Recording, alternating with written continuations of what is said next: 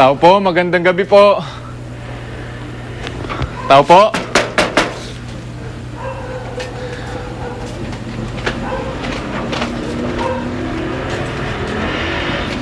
Magandang gabi po. Sino ka? Ano kailangan mo? Ako po si Jordan. Nakita ko pong kausap niyo si Doktora Charity. Na-curious po ako kung anong kailangan niyo sa inyo. Sir, medyo mahirap po kasi yung kalagayan ko eh.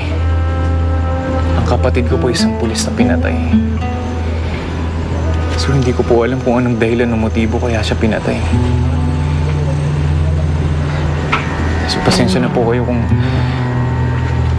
bigla-bigla na lang po ako nagpakilala sa inyo. Bakit? Iniisip ba na may kinalaman si Dr. Charity sa pagkamatay ng kapatid mo pulis? Ganun ba?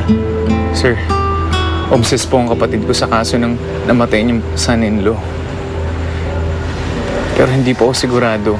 Pero malakas po ang kutob ko na may kinalaman si Dr. Charity sa pagkamatay ng kapatid ko.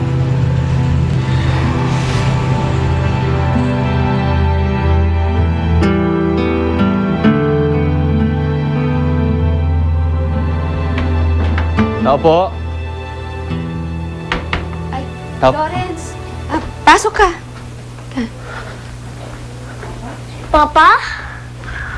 Nico, Diyos ka lang nga dito. Alala ko sa'yo. Ano mo ginagawa mo dito, ha? Paano ka napunta dito? Hinatid siya dito kanina ni Tito Dan. Bakit niya gagawin yun? Eh, alam niyo man niya, alis kami papuntang Maynila. Nico, tara na. Sandali. Hindi mo pwedeng isama ang bata. Ang bili ni Tito Dan, dito muna ang pamangkin ko. Ayaw niyang ipasama sa'yo ang bata. Ano?